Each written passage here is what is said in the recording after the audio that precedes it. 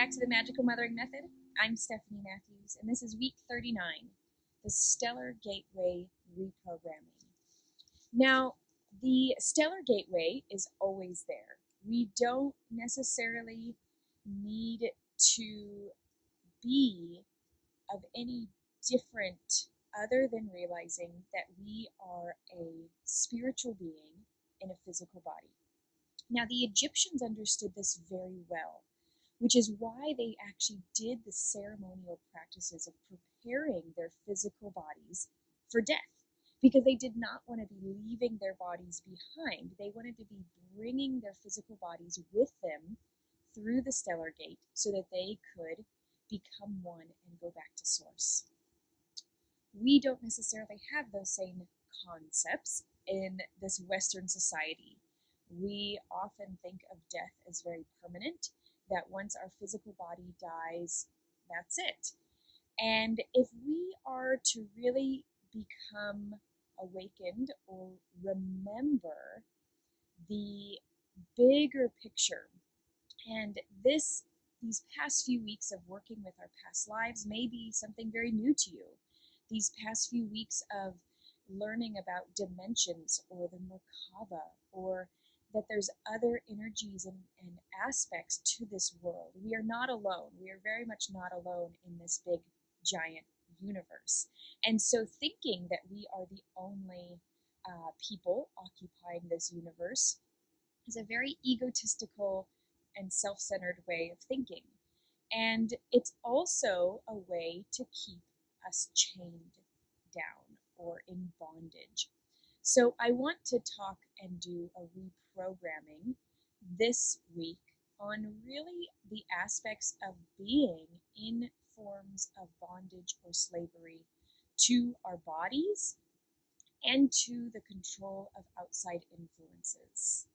So through utilizing the Stellar Gate crystal selenite, especially phantom selenite, this is a crystal clear form of selenite. The white selenites that you usually see are a satin spar, so they are equally great at neutralizing energy, but they can't necessarily be used in a ritual or a reprogramming. They don't hold intention well, but they do neutralize well, simply because they don't have the clarity. When you have stones with clarity, such as quartz crystal versus white quartz, the white quartz is a great healer. Clear quartz is a program. You can actually embed it with intention. Same with the selenite. So we are going to take this phantom Utah selenite, and we're going to use it to create a very strong ritual of releasing and cutting the chains of bondage. Now, I want you to scan your body.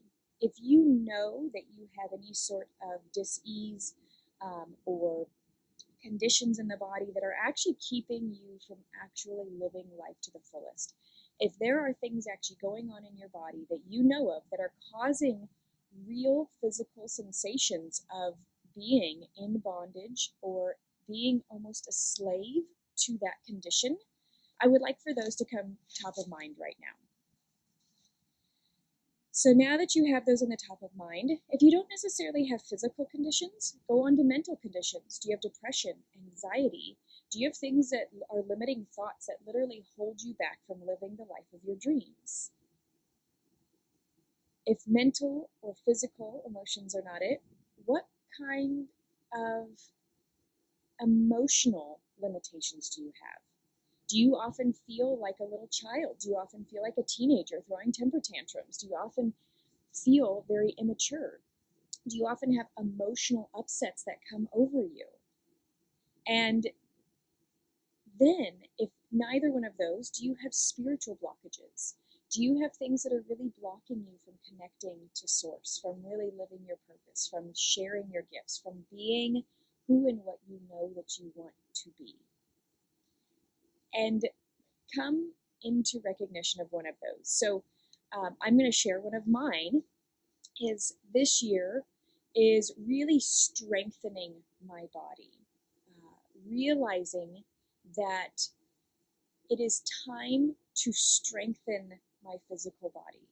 I have focused so much on the mental, emotional, spiritual that it's time for me to go back and really be in my physical body and strengthen it and create a vessel, a holding space for the mental, emotional, and spiritual work.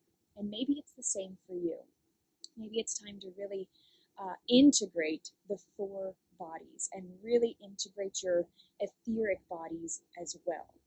So if you go back to week 37, if you need some help with adjusting or creating space with the etheric bodies.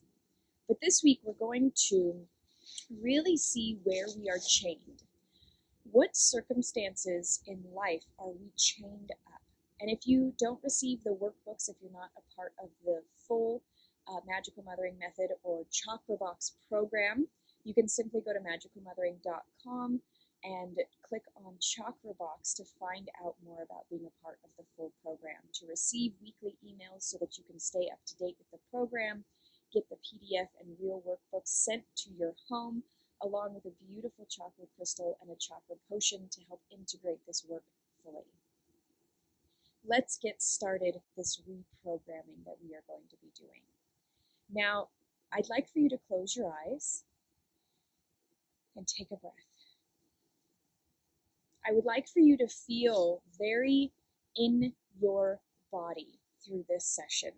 I'd like for you to physically take the selenite, if you have it that has come in your chakra box, and use it to actually touch your body and find out where in your body are there chains. Now, for me personally, I feel them very much in my lower back. A lot of people end up feeling chains in their neck, in their shoulders, in their wrists. If you have any sort of symptomology of arthritis or carpal tunnel or a weak ankle, anything like that, that is a bondage point. And so I want you to go in and take your selenite and begin to unchain. Now I want you to imagine these chains link by link by link, just as real metal chains are. And then I want you to imagine a shackle, either on wrists or ankles or around the neck or all of these points. So as you are literally unhooking with your selenite, imagine either that your selenite has like a laser beam on it and it can cut through the metal, and you're undoing chain by chain by chain, link by link. Because if you leave one link whole, there is still a bondage there. So if you'd like to do this in a Magical Mothering womb bath, I highly recommend doing that. But I want you to just go through and unhook and cut through each link of the chain. You can pause this video if it's going to be a full body aspect, and I recommend you doing this at least on a regular basis for the next few weeks, because these chains have been a part of us for lifetimes. So creating space for these chains of bondage to fully be released and for us no longer to be slaves. So as you're unhooking these links, link by link, and chains are falling to the ground, you can hear the clanking when the chains are released. Then go in and with the selenite, use it as if it is a key and unlock the shackles that are on your wrists, your neck, and your ankles. I want you to now see very clearly, and I want you to go through a remembering process, because so much of this reprogramming is really a remembering process. I want you to go through and remember. I want you to remember before a time when you were in bondage. And if you cannot remember a time when you were controlled by an outside source, we now have an outside source of media controlling us. We have an outside source of government. We have an outside source of society, religion, all of these aspects. So Even going back 10,000 years, there was a source of bondage when there was one ruler ruling over a society. Everybody else was no longer equal. And so we have to go back before 10,000 years ago, before a millennia, before many, many, many thousands of lifetimes. And when we go back to this original source, when we go back to the point when we are in the oneness and we begin to have an individual thought of, I would like to have an individual experience so that I can experience what the oneness does not feel like. Because when we're in the oneness, we cannot feel anything but oneness. When we were in that space of pure unconditional love, we could not experience anything but pure unconditional love. Now, one might think, well, why in the world would we ever want to leave that oneness and that pure unconditional love? But we weren't able to experience anything else. So we chose to have a very physical embodiment, a physical experience. We chose to be reborn so that we can have true understanding of what separation feels like. So we could have an understanding of what sadness feels like. So we could have a very real experience of what the warmth of the sun feels like when the clouds part on a rainy day. Because we were the clouds and we were the sun. Being in this physical body is a very exciting experiment. It's a very exciting place to learn and grow. But it's time for us to not see our bodies as the enemies anymore. It's time for us to see that our minds and our emotions and our spiritual bodies and our lack of understanding are not the enemies anymore. If we have no one against us, then everything is for us. This is what the clear selenite can remind us of. When we come back to a place of cutting away all the bondages and all the things, the burdens, the traumas that we have decided to hook in and keep a hold of so that we don't forget. It's now time to remember that we don't have to hold on to all of these aspects. It's time to remember that we can be free, that we can love fiercely, unconditionally, that we do not need to be afraid of the repercussions of us being whole.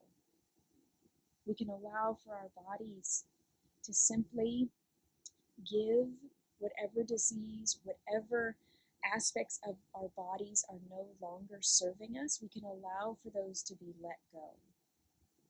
We can see that we can be free. Now, freedom is a very fear-causing emotion because it has been lifetimes since we have been free. We have been held under some sort of bondage, like I said, for tens of thousands of years. And so as you allow for yourself to experience complete freedom, complete allowing of whatever it is that your heart desires, for you to be able to create and have that space open up to you.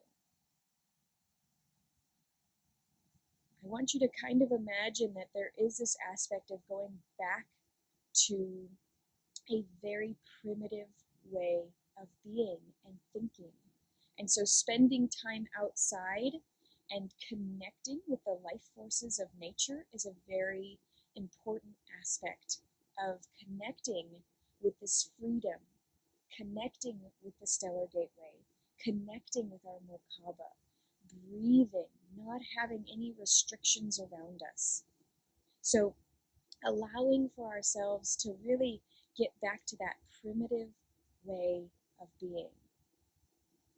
And being in that primitive aspect of way of thinking and having pure intentionality of not focusing so much on what do I need, what do I want, what can I get, what's in it for me, but what can I be present for? What can I experience? What can I feel?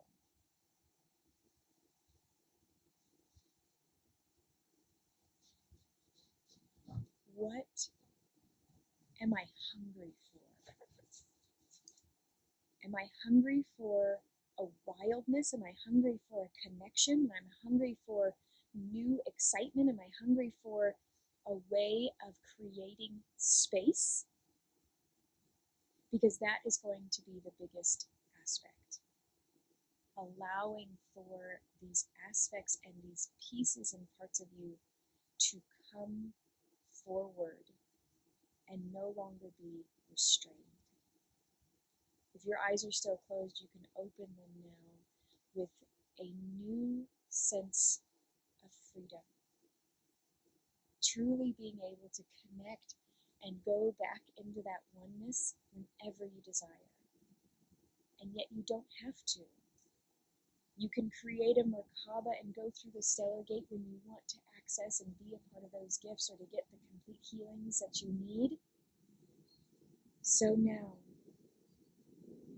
we go into this new beginning, free.